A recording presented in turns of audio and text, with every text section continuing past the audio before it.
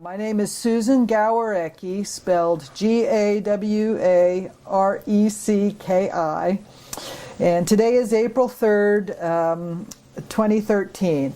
I'm at the home of Bill Tewes, and Bill, thank you for taking time to tell us about your life. To get started, would you please say your name and spell it? Okay, my name is William Edward Tewes. T is in Tom, E-W-E-S. And what is your... I was born on 10/10/1922. 10/10/1922. Where were you born? In Jersey City, New Jersey. Tell me something about your childhood and your education and your family, your grandparents. Well, as I really want to go back to my grandparents.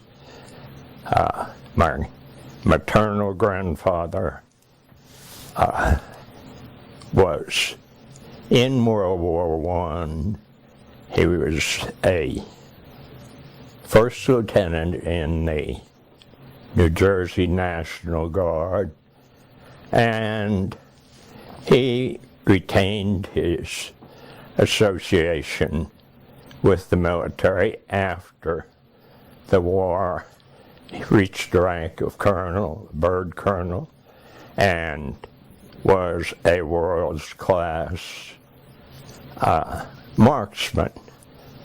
I believe it was the either the 28 or the 32 Olympics. He served on the rifle jury. What was his name? William August Tewes. And I am not named for him. I am named for my Uncle Ed, who family went by middle names a lot among the men. And he was William Edward Tewes, one, I was two. The one thing I really want to emphasize about World War I was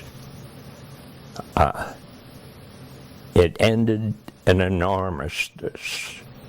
Germany, 6 months or so earlier, maybe a year, had been on the way to take Paris when the U.S. joined in and stopped them. They were not defeated, but they were run out of everything. And the significant thing is, nothing was done to prevent them from rearming and starting another war.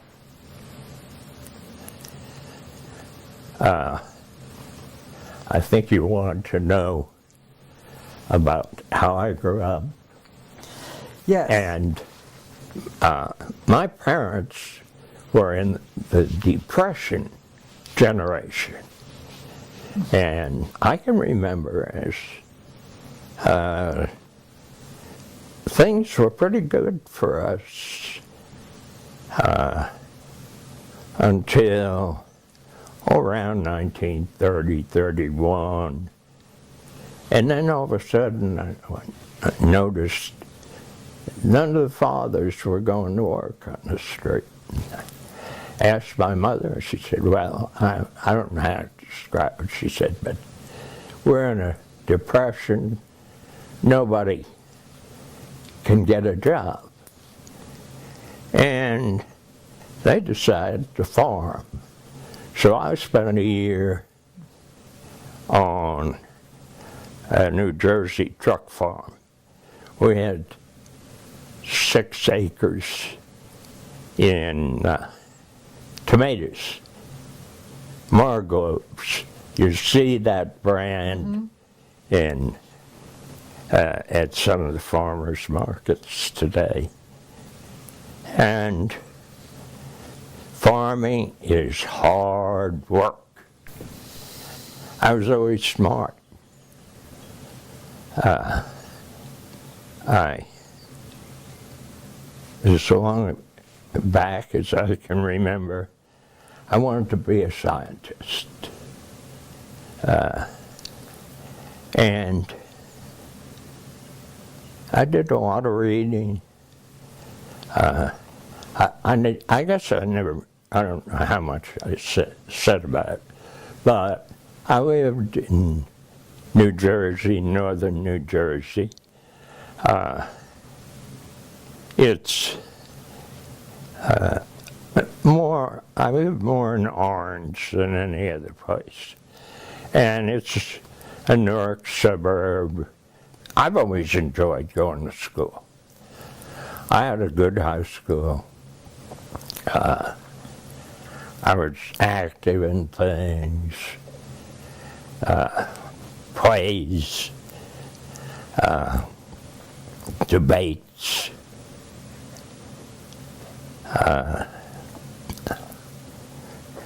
I was vice president of the junior class. I became aware of wanting to go to college, and they used to have special classes for college boards, and I managed to get my hands on some of the books and do studying by myself. And I had an opportunity to go to a couple of well-known schools in New York City with an academic scholarship and a room, but they had a requirement that you couldn't work. And I figured there's no way I could survive. So I went to Uppsala. It was a small liberal arts, church-supported school. And it didn't have a large faculty, but they were quite good. And I felt like I got a pretty good education. I was the first in my family to go to college. That doesn't mean that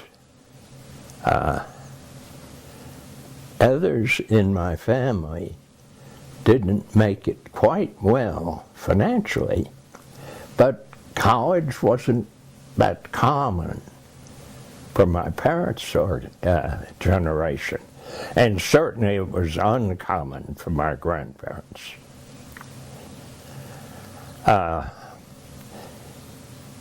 I guess that one of the,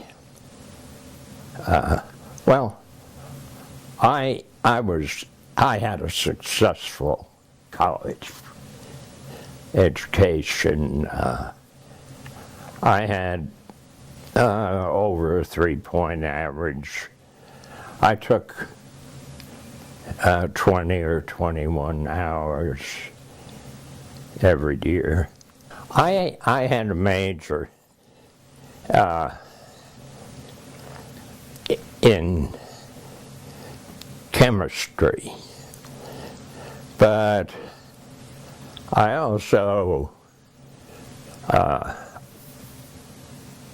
the time I'd completed my junior year, I was in a position to get a major in physics or possibly in math too. But certainly had things progressed normally, I would have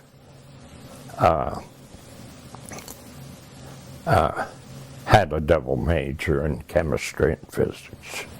Let me go back a little bit, a couple of years. I was, Don Lubin and I bought a pass to the World's Fair.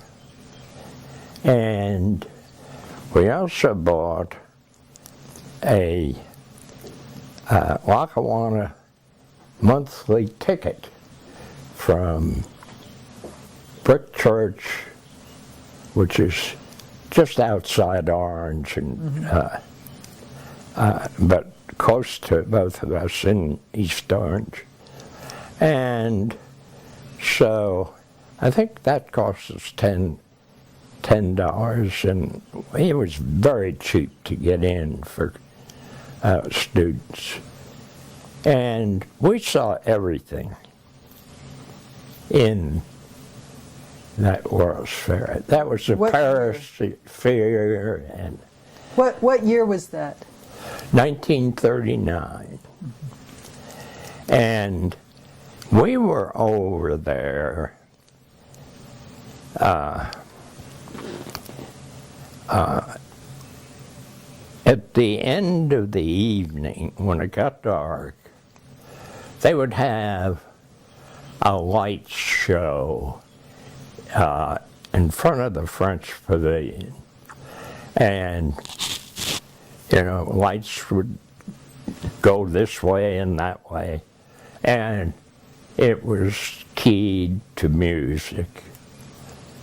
And at the end of the light show, there was an announcement that England and France had declared war on Germany and its allies. And they did not play the German national anthem, but they played the English national anthem and the Marseillaise. And, if you want to get people charged up and ready to run into gunfire, there's no better song than that, and everyone sang it. But in the time after that, before Pearl Harbor, this country was very divided. There's an extremely strong it was mainly Republican, who were isolationists. Don't send our boys to die in Europe. Then we had extremists like Charles Lindbergh, Father Coughlin. And in North Jersey, every Saturday and Sunday, the German-American Bund would get out and march. And on December 7th, it was a Saturday, I had gone home, which was Livingston, New Jersey, just over the Orange Mountains. People laugh at the Orange Mountains, but they're just like these mountains. And I was driving back. It was maybe around 1:30. I turned the radio on, and I heard that Japanese were bombing Pearl Harbor. Well, I pulled off to the side and listened, and it was apparent that they had a very successful operation, that we had lost all the capital ships, essentially, and there was a very significant loss of life. And after a while, I drove on to college, and everybody was talking. I went in and had some coffee in the student union, and it's a personal thing. We realized the draft had been in existence then, but we realized that everybody was going to be in the Army or the armed forces. And I guess the most significant thing was the announcement that President Roosevelt would speak to the nation. I think it was about 11:30 on December 8th. And I think most of us remember where we were when he gave the date that will live in infamy speech. I thought for quite a while that speech had been designed to counteract the division that existed in this country. But in reading about it, one of his aides mentioned that when he came into Congress, he said there were cheers. And he said, in the past, there had been cheers which were coming from the Democratic side. He said, this time, there were cheering. Everybody was cheering. And in that speech, and I would be very happy if you would add that speech to this talk, because I think that there's a great many people who have never heard it, who need to hear it.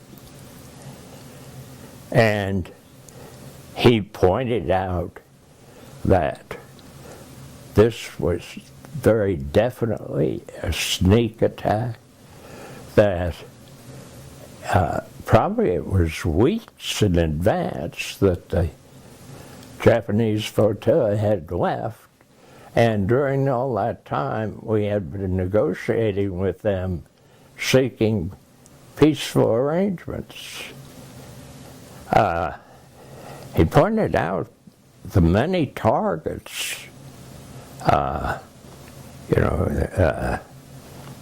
our islands beyond Pearl Harbor, Guam, Midway,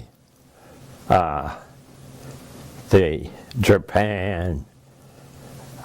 It isn't as publicized as the fact that we lost all of our battleships and cruisers, but we also lost all of our aircraft, and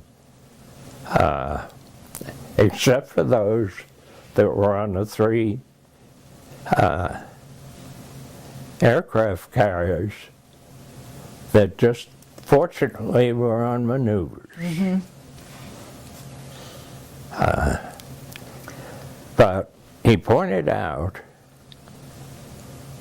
that fact, the extent of the Japanese attack. They knocked out a couple of British battleships too, and they began ground attacks throughout the Southeast Asia against the British, and particularly Hong Kong, the Dutch colonies,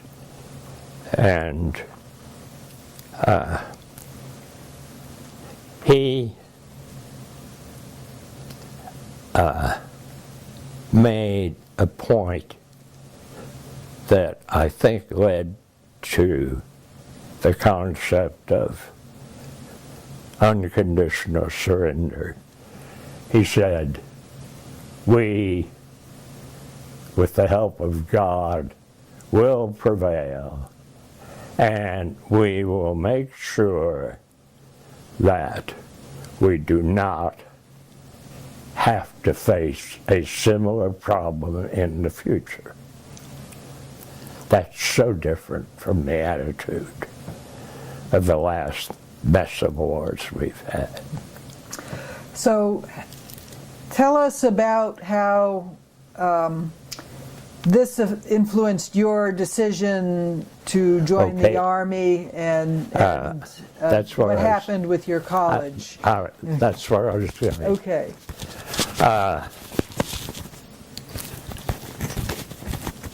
You know, I think everybody, and 80% of the country heard that speech.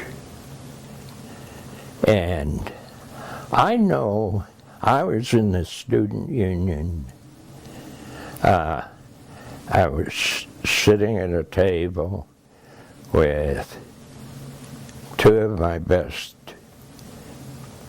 friends, Bill Mosinger and Lenny Larson, and I guess with one of my best female friends, Jeannie Artson. And after that,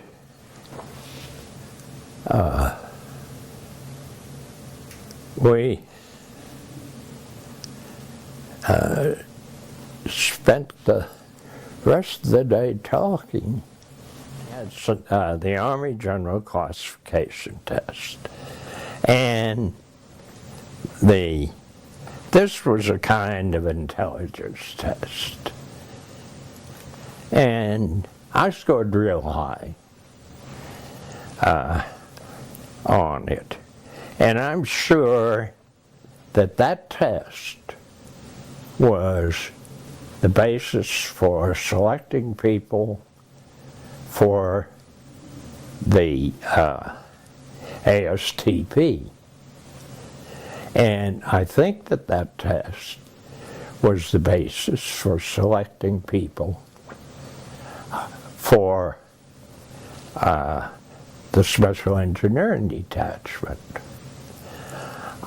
If you look at the Special Engineering Detachment's roster, we have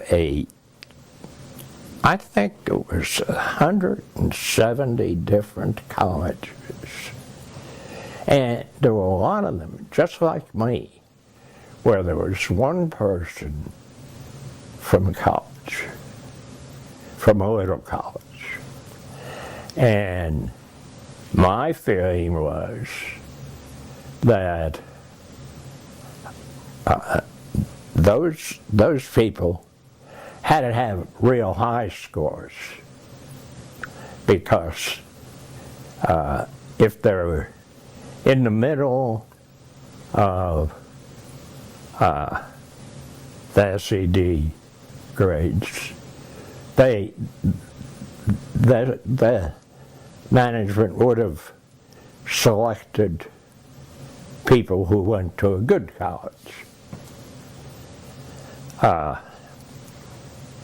But we'd had this talk, and that evening Homer told me, he said, I don't think I'll get an application. He said, when I was a freshman, I went to 2 or 3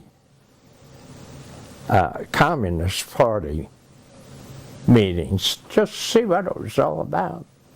And he said, and they've been hounding me ever since. He said, they check very much. They're going to find out that I'm getting all this literature. But ASTP was a very good experience. We had good teachers. We spent a lot of time. I think we carried something like 24 hours, and there were a lot of lab test time involved. Here I am at Miss Tuttle, who was Dr. Slack's secretary, left me in this room right off the elevator on the 5th floor of Pupino. It was a long, narrow room. It served as a library for the group that were working there. She showed me where the facilities were, told me to study gaseous diffusion and uranium separation, and from time to time other people would come in that room, and we were not to discuss anything personal. We were to use our first names only. And I stayed there for a long time. I remember one real weird guy that was in there for a few days. And I remember a fellow named Jack. We became friends. We'd go to lunch together. He obviously was from some other part of the country and didn't know anything about New York, so I was sort of helpful to him on that. But I guess it was 9 days before my clearance came in. And Miss Tuttle came down and got me, told me I'd been cleared, and that Dr. Slack wanted to talk to me. And she mentioned his background. I went in and shook hands, and first question he asked me was, "Bill," he said, "you set a record." He said, "We have never had anybody take that long to get their clearance." He said, "Do you have any idea why?" I told him, "Yeah, I think I do." I said, when I was at the STP in Illinois, I said, I roomed with a young fellow named Homer, and told him the story of Homer and the communists.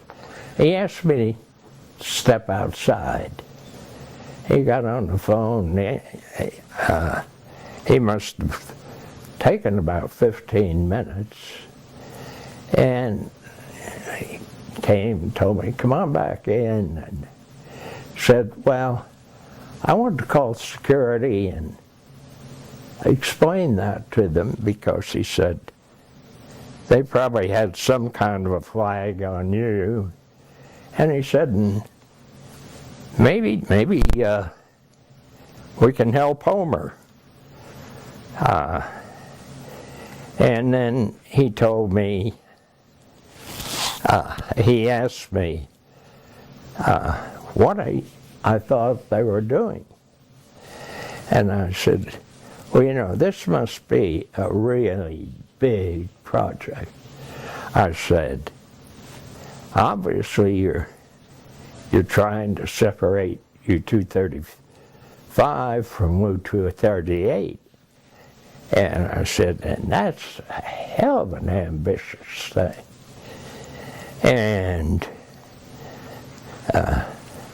I said, you know, I got the impression that you're probably concerned with this porous media. And he started asking me a lot of questions. And I told him, I said, well, you know, I've been out there for 10 days, and I've had a lot of time to look and think, and that's what I think. And I said, and if this group at Columbia is working on that, there's probably other groups working on other separation. He told me, he said, well, I'd like you to just forget everything you've told me. He said, we are working on, and that was the first time I heard the word barrier. He said, you are going to be working on evaluating barrier. He said, you'll be working for Don Trouter. He's a young grad student. And he said, you'll be working in the basement. But if you have any problems or you think I can help you, he said, let Don know and come see me. And I think the world of Dr. Slack. He knew everything that was going on. He knew people. He had brought a lot of people with him from Vanderbilt. And I don't know that I had any problems ever that I need to see him about. But I found that I had a great assignment, that they were using helium and CO2 to enhance the distinction between different barriers. They had a very elegant set of techniques. They would have a standard amount of CO2, run it at a high speed to get turbulent flow across a barrier, let half of it go through the barrier. Then we had a Marchand computer that we pounded away on, and we also had a 20-inch log slide rule that there was some number to some odd character that we had to get out of use the slide rule on. And on each piece we tested, we'd do it at about 3 different velocities. And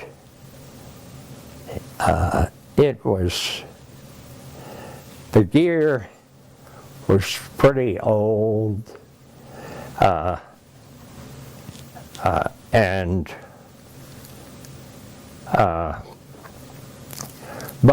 it worked. And for several months, I worked for the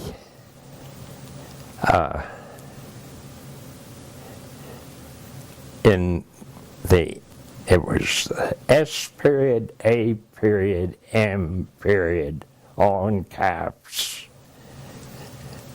laboratories.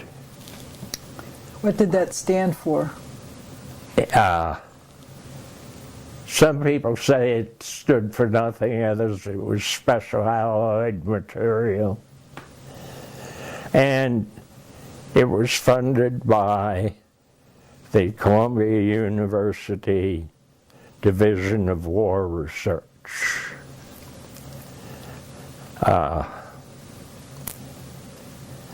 Then Union Carbide took over. Now, Union Carbide, I believe it was in 42. I'll try to check that date more accurately. Had agreed that they would operate the K-25, the gaseous diffusion plant. Maybe this is a good point to indicate how the Army, the Corps of Engineers, functioned. The Corps of Engineers never did anything themselves.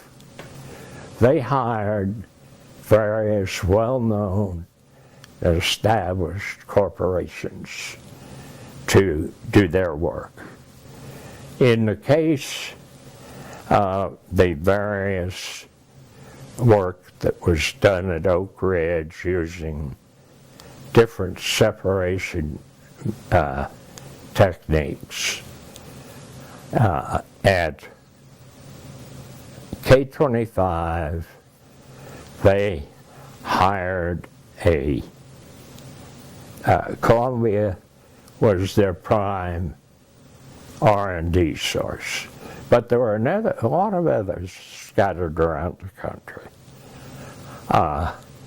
For the design of the plant, they had Kellogg, which was a wholly owned subsidiary of I'm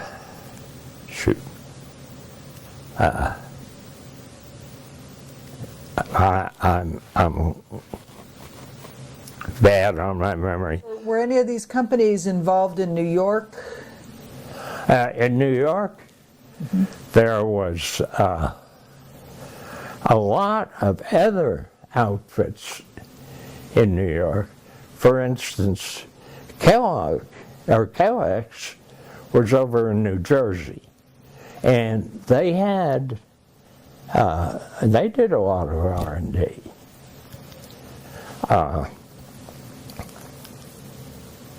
And Kellogg's served Colonel Nichols sort of as his personal engineer.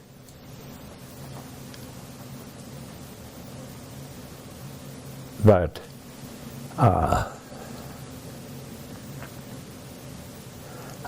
at Y-12, it was the University of California at Berkeley that did the R&D. There was an engineering, oh shoot, you know,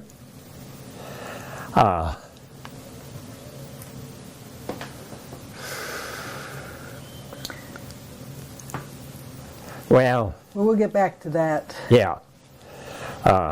And they had Tennessee Eastman as their operating manager. X10 was a semi-works for the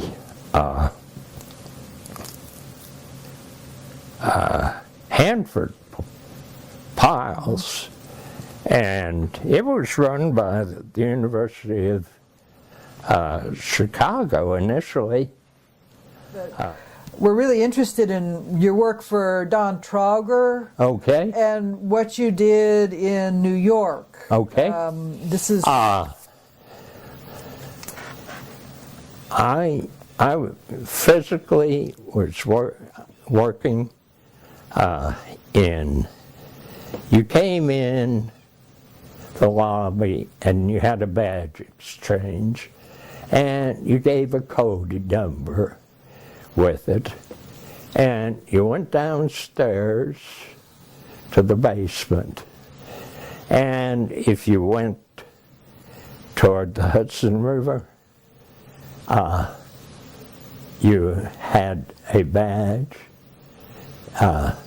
check, and that's where the cyclotron guys worked. If you were working on the Manhattan Project, you went toward the East River, and we had a group of rooms there. For instance, we had some SEDs there. We had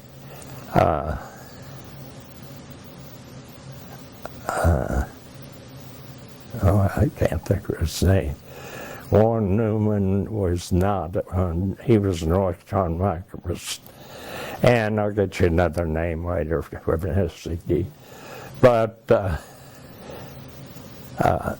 room I was in was just the maze of old pumps.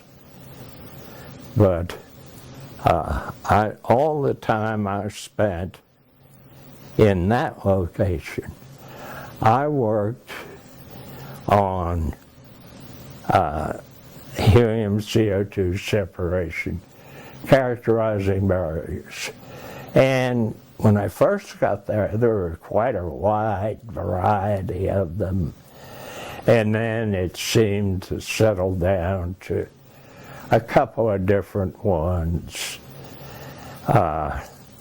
And after the war, when people wrote books, I realized that this was the sintered nickel powder barrier, which had been selected by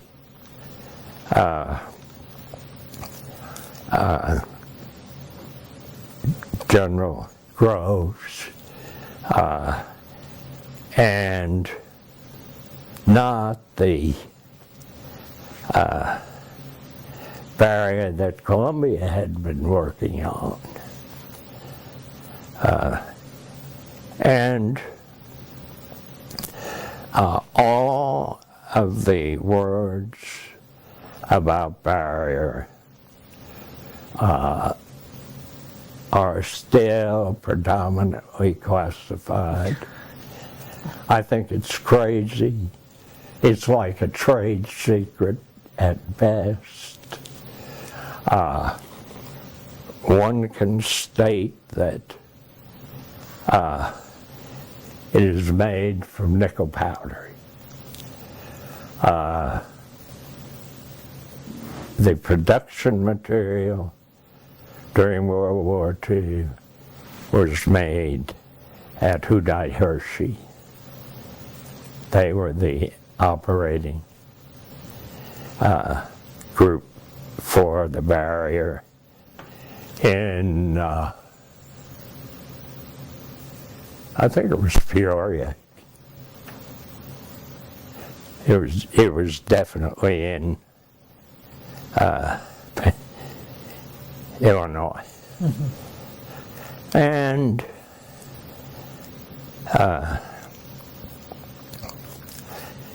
there was a security gaffe a number of years ago where some guy tried to sell some of the latest barrier to the French. And we had good relations with the French, and they set up a sting and got him. And I thought rather unnecessarily provided a lot of size information. But, for instance, there were 3 barriers in the K-25 plant prior to the improvement program. There was one that had the code DA, a second had the code BDA, a third had the code WWII. I wonder if anyone other than me knows what those barriers were, what they were. Are you allowed to say? Huh? Are you allowed to tell us? No, I can't tell you anything. I can't tell anybody anything because I don't have a Q clearance. And I've been rather unsuccessful in a previous effort to, I thought, and I still think, and maybe I'll take another shot at it, that the DOROH organization, which is concerned with classified oral histories, might well get people like me who are pretty darn old and have a classified person conduct interviews like this. That would be a good idea. I thought I had sold it once before, and we did have some interviews, but it was highly structured, and I didn't even get to ask that question. Well, let's go back to the work you did with Don Trauger and the inert gas test. Well, I run into a problem of classification. But essentially, what I was doing, I'd get these 6-inch pieces of barrier tubes, and we'd mount them in a dresser coupling that sort of squeezes down to make a seal. We would evacuate them, fill the system with helium and CO2. We had a basic set of an apparatus for testing, and we would install the barrier tube in it, evacuate it. I guess we leak tested it each time, using a helium leak detector. Then we would use 4 different velocities. Take a sample out of the gas that went past the barrier and a sample of the gas that went through the barrier, and we'd run a NORSAT on them to determine the amount of helium and CO2 in each component. The ORSAT system consisted of essentially a 1-meter tube, and we'd fill that with gas. Then we would admit some material that would absorb the CO2 and measure how much helium was left. Okay.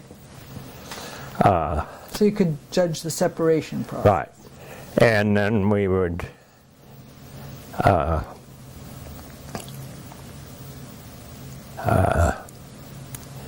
do it at 3 different levels, and this magic formula we used wouldn't make them the same, but it would follow a standard pattern.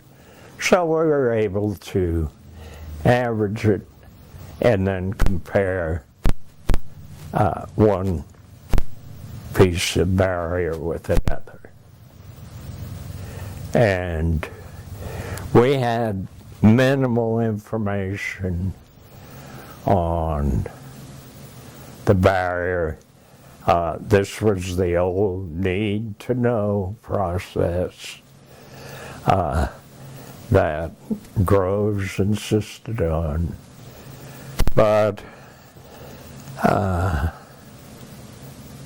we gradually, over a period of time, had pretty good idea of how the barrier was made.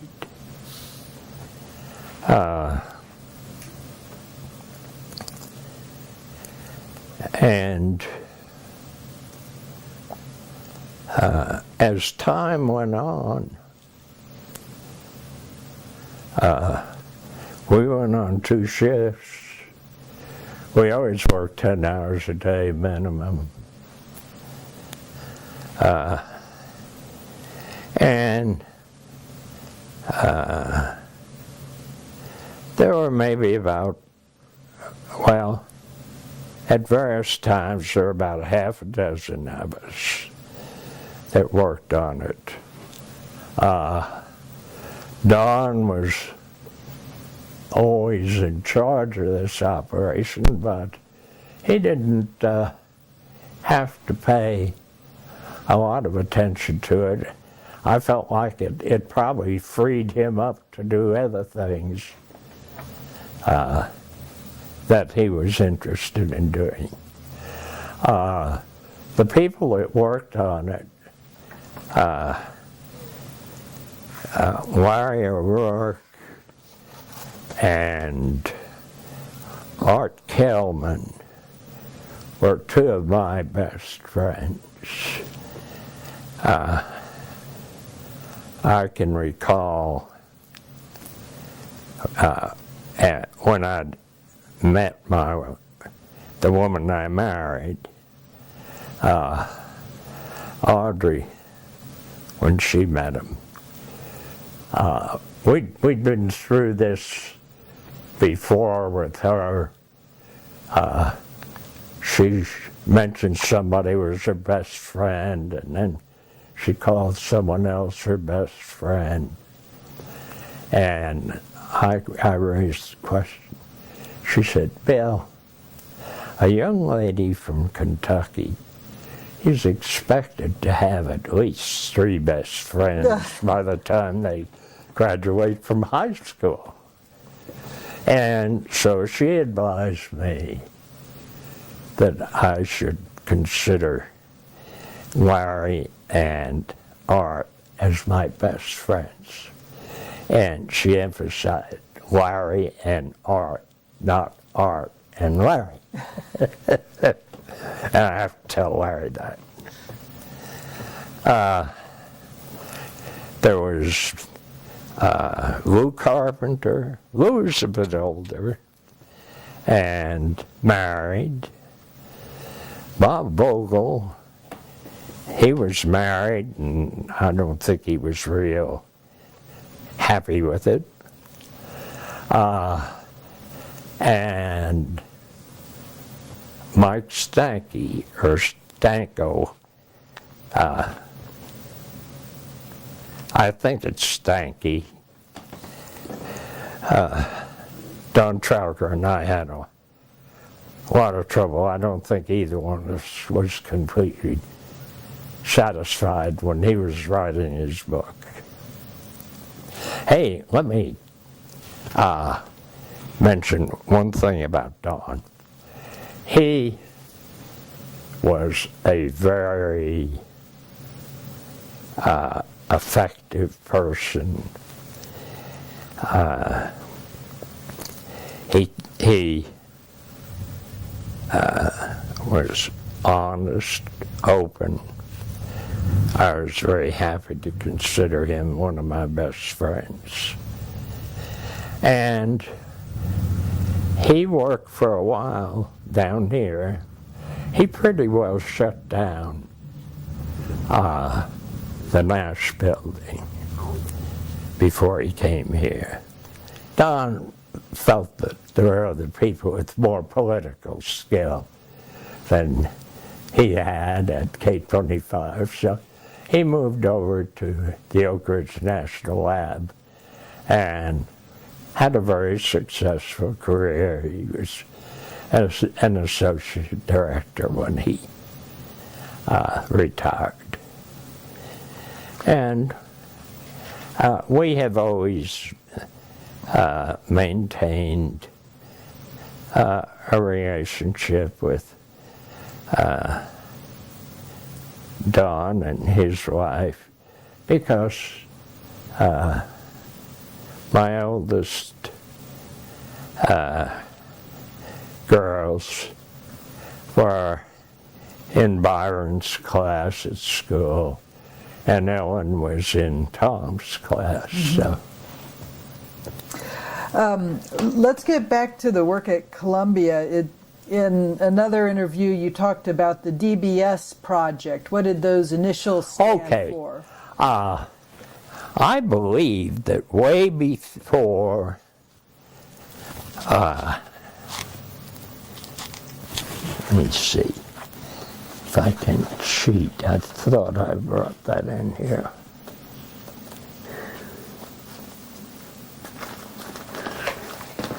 Well, before the Manhattan Project, Dr. Slack had been working since maybe about, I think 38 or 39, on the general subject of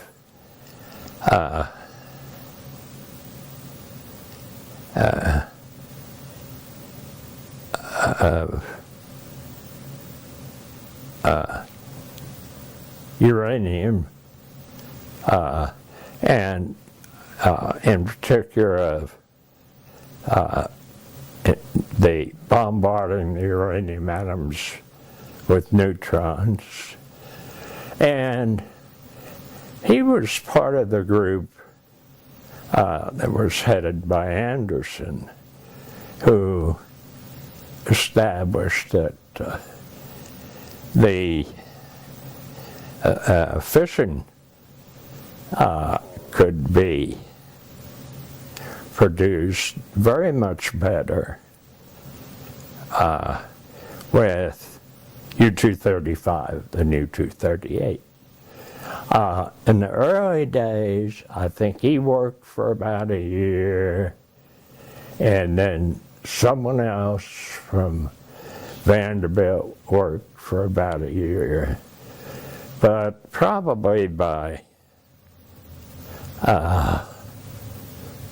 say, 41, still prior to the Manhattan Project, there was the DBS organization, Dunning, Booth, and Slack.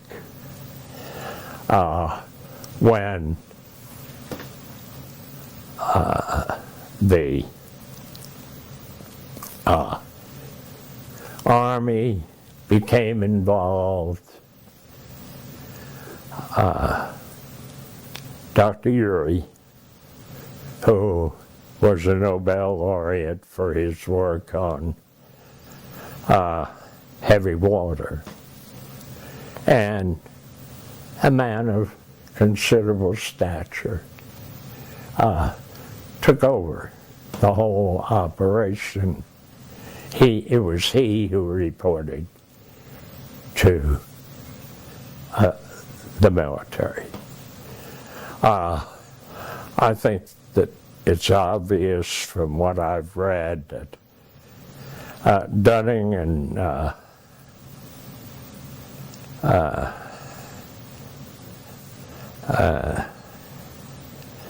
did not get along with him. But essentially, Dunning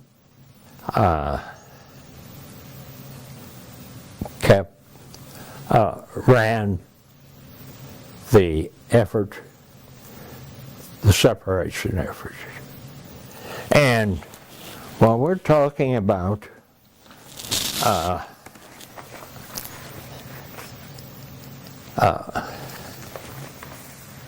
Don Trouter, in his book,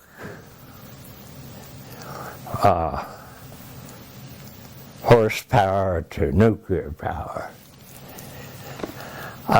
he lists an organization chart that Abby Avitello developed, and there's an awful lot that can be learned from it. For instance, Dunning headed, it's called the physics division, physical division.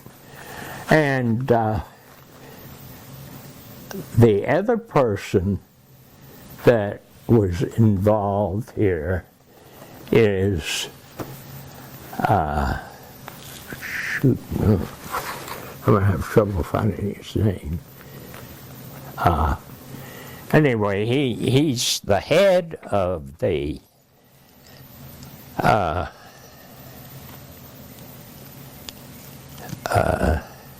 physics department, and I'll find his name and give it to you sometime. But one thing that's not generally known is that Fermi was at Columbia, and while he was there, he attempted to build a pile, and I believe they succeeded in getting to 0.87% of criticality, but they mentioned using the football team to push all the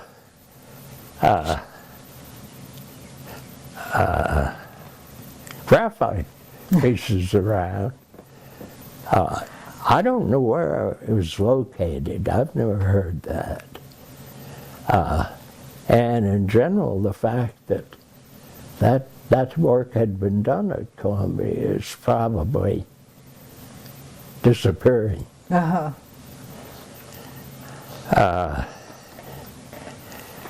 But this list of names, to me, was very surprising, because it mentions Sylvan Cromer, and he's just, one of the lower level people here.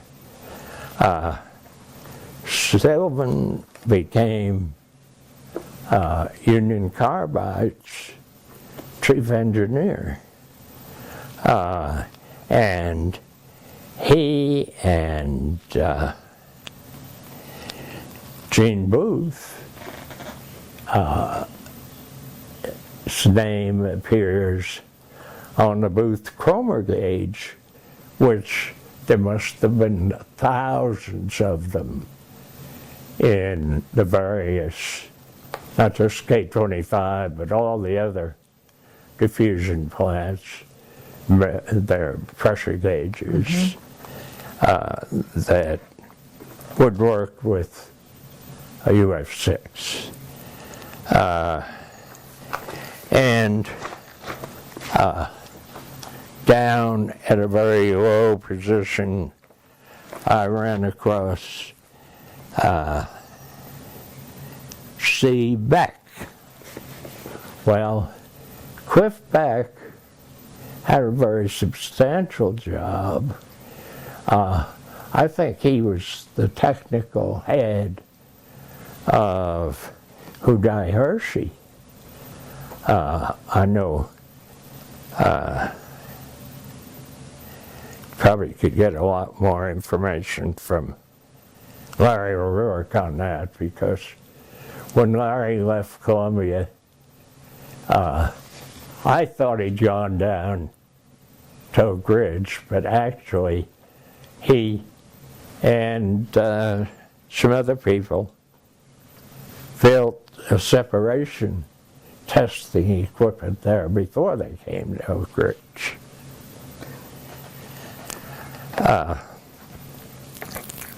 But Cliff Beck ended up as one of the two heads of the technical division at K-25. Homer Priest, who's also in here, was the other. It sounds terrible as on any management chart, but it actually worked very well because Homer was interested in testing, and Cliff was interested in development, and eventually they both left here soon after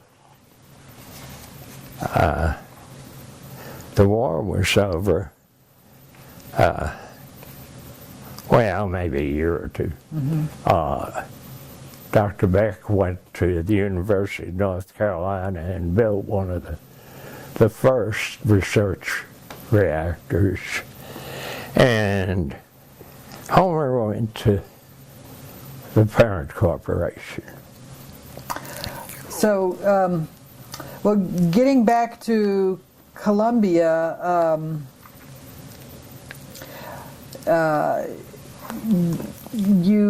there was a time when Carbide signed a contract, and, right, and you had to move. Can you talk about what happened? Okay.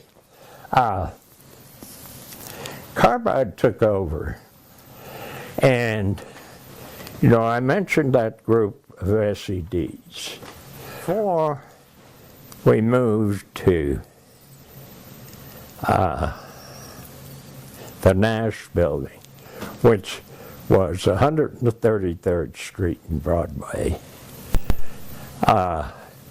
we had to build an F tester.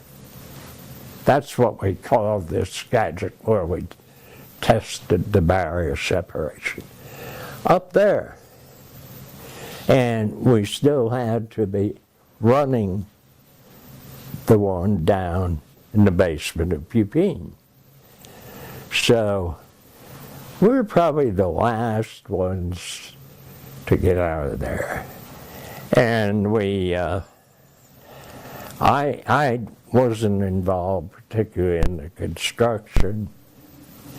I was left at Pupine, and either Larry Rourke or Art Kelman, we had got to the point where we were running, well, we started 11 in the, or at 6 in the morning and go till midnight. With two of us, we had some overlap. And then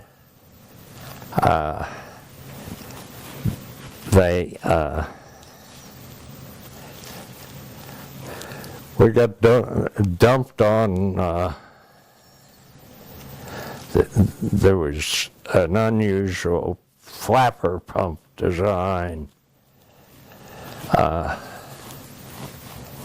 And we were supposed to add an hour for that. And it was sort of some nights it was sort of annoying. I'd still been commuting, and I might mention that. Back in those days, the Lackawanna Railroad in New Jersey had 2 different commuting lines, and they were tremendous. They would, during the morning, start out where trains wouldn't stop, but, well, from where I was, they'd only stop 2 or 3 times to get to Hoboken. And we had the Hoboken ferries. And that would transport a hell of a lot of people. And in the morning, they had a breakfast bar there and some of the best breakfast goodies you could think of. Then we'd get off at Cortlandt Street, walk across that real long West Street, go about a quarter of a mile. I'd usually jog it, and get the to the BMT, take the number 4, go 1 stop, and get on the express, go up to 96th Street, get on the local, 116th Street.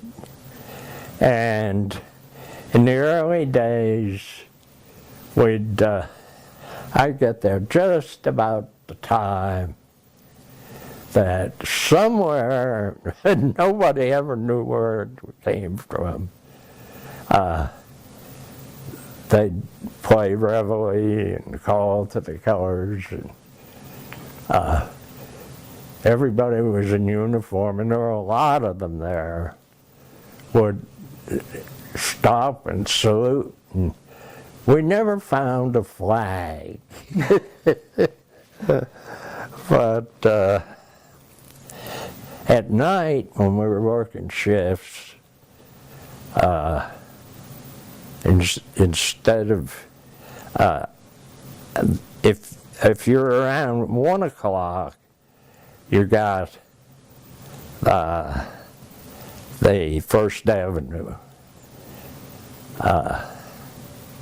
ferry, and at 2:20, 23rd Street ferry. But,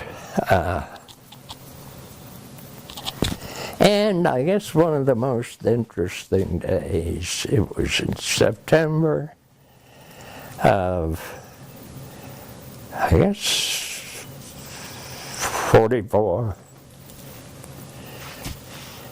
We had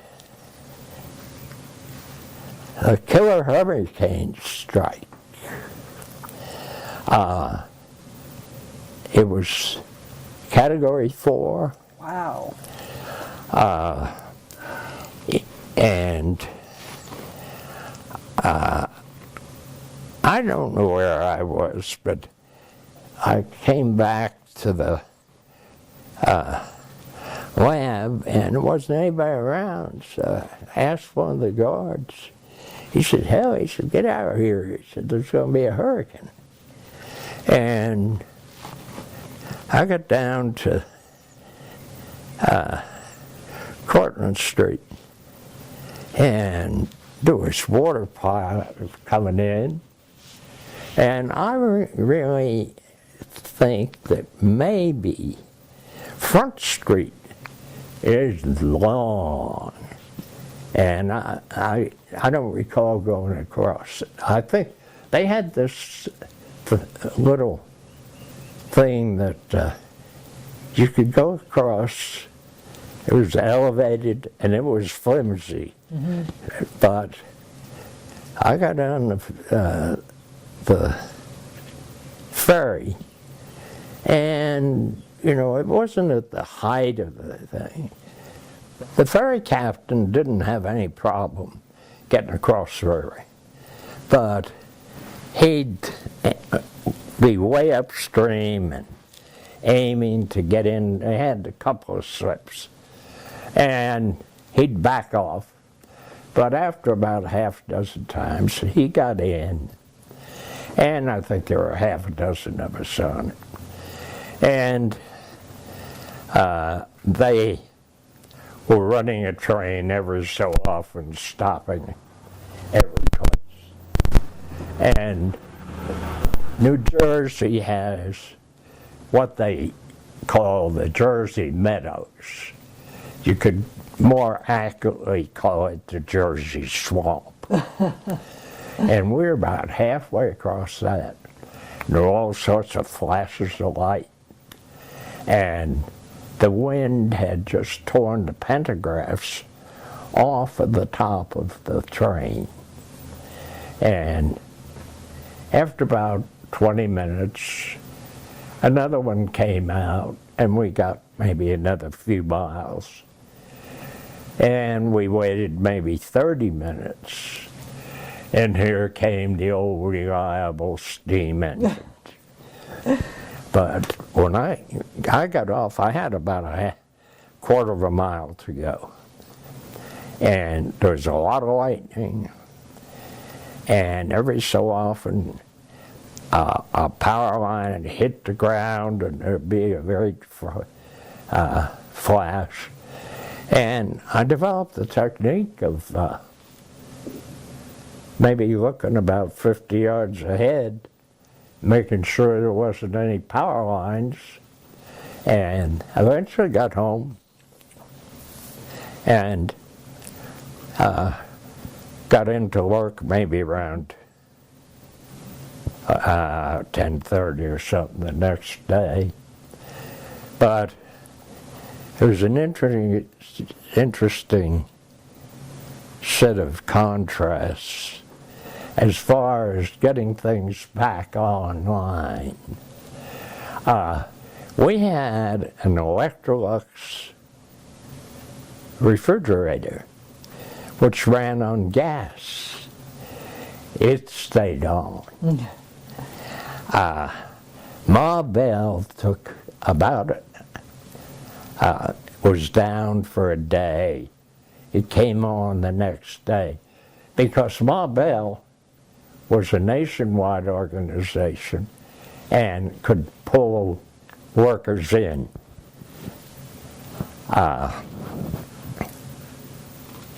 The Edison outfit was over a week getting the electricity back up.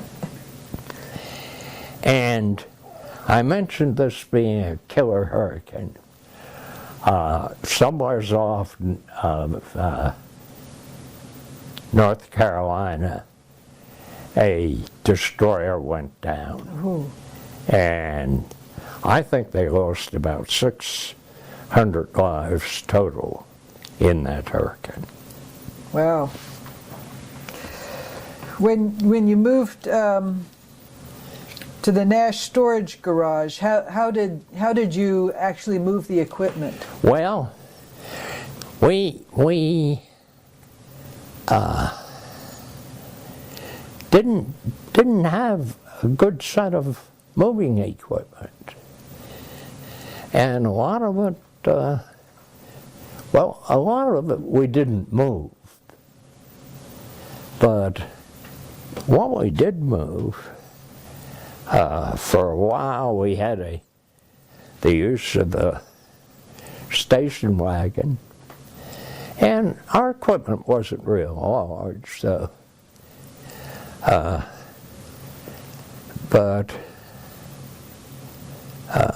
the delicate part of it,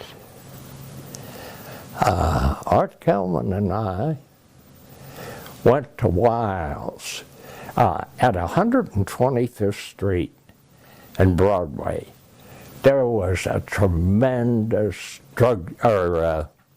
hardware store, and almost everything we used, we got there. And we each got a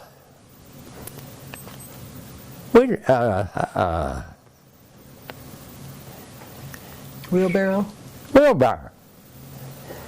And boy, I'm telling you, we learned about the fact that New York is not flat. At 125th Street, the subway is out of the ground, and it's maybe 100 feet high. It's the longest set of steps I've ever seen in New York.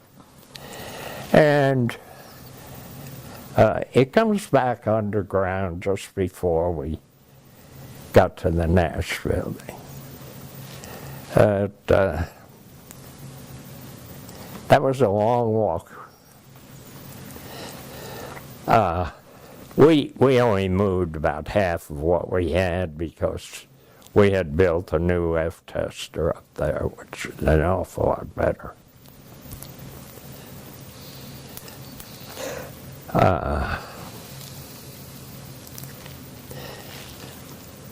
And I guess in 1945, gradually people were leaving and going down to what we called dog patch. I didn't hear the term used too much after I got here, but apparently it was used down here too. But we knew that somewhere around Knoxville was where the plants were.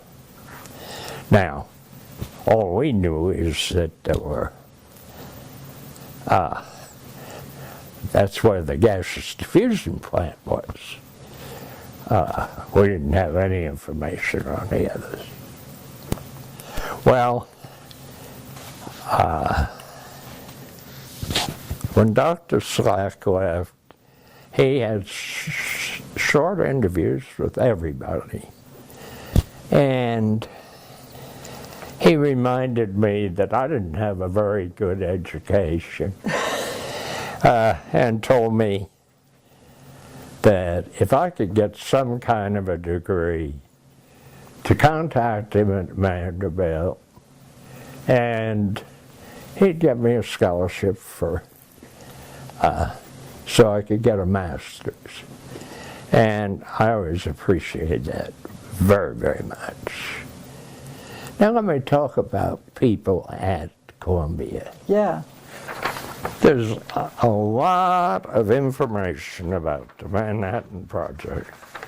There's an awful lot of misinformation about the Manhattan Project. And I have to go back to and dig some of it out as to what the book is. But it was put out by UT,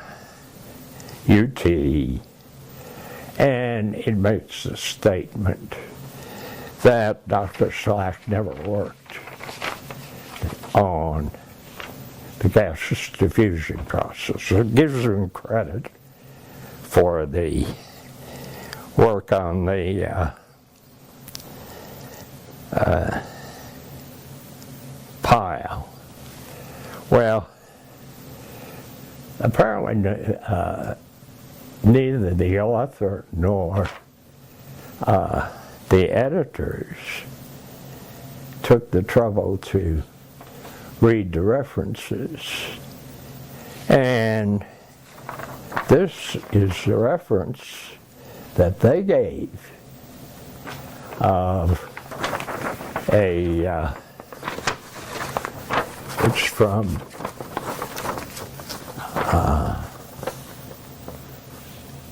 its title is, it's August 10th, 1945.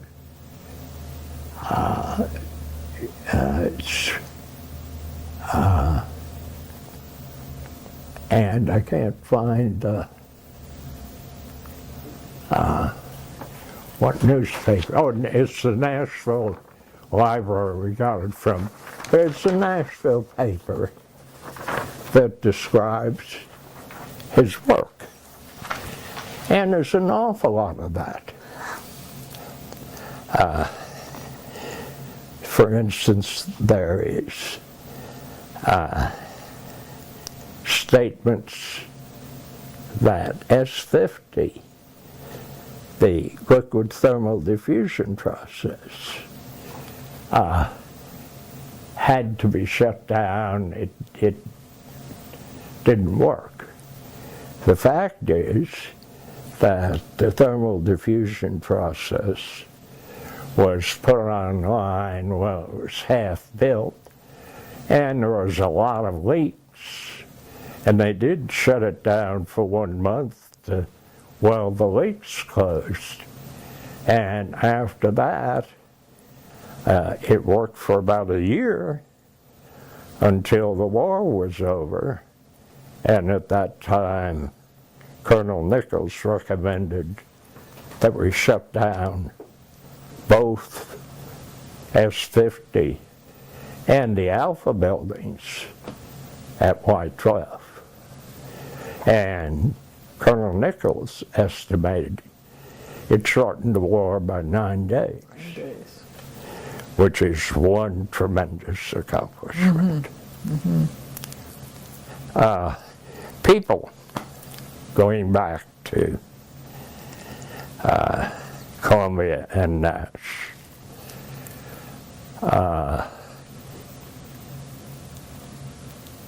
Don Trauger, section head, was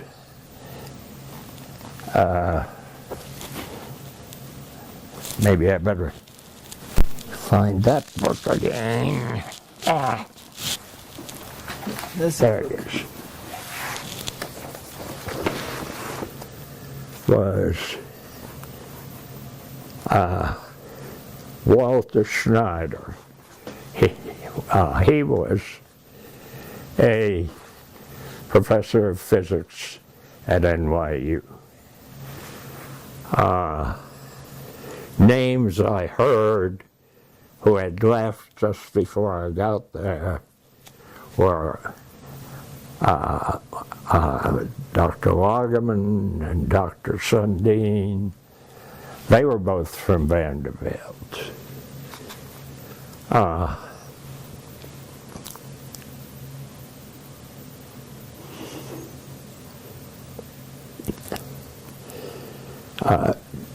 Jack Hunter, I knew Ira Weil. Dixon Callahan, who lived forever in Oak Ridge and was one of Dr. Slock's section heads. Dixon was the person in Oak Ridge who did all of the tests on nuclear safety. And working for him was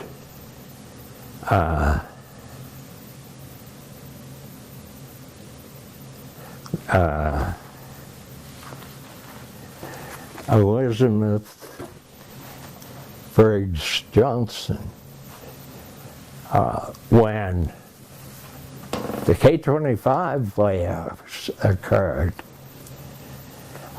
Libby and Ned Johnson, they were the only couple I knew who got married at either Columbia or the Nash Building. But Cartwright had to practice during layoffs. If there was a husband and wife working, the wife got laid off. And Libby was had no trouble getting a job with Dixon. I maintained quite good relations with him because his wife was a professional Girl Scout, and my wife was exceedingly active in Girl Scouts.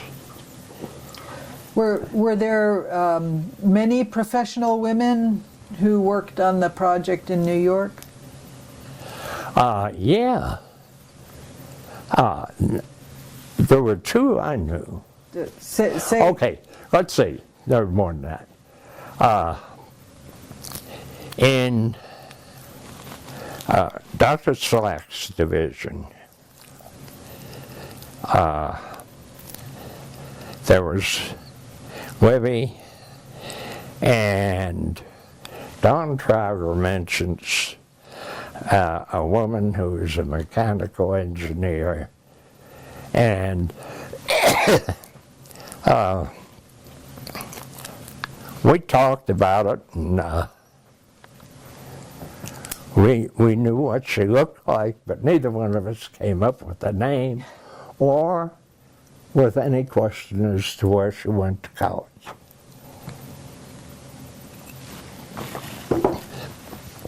There were two,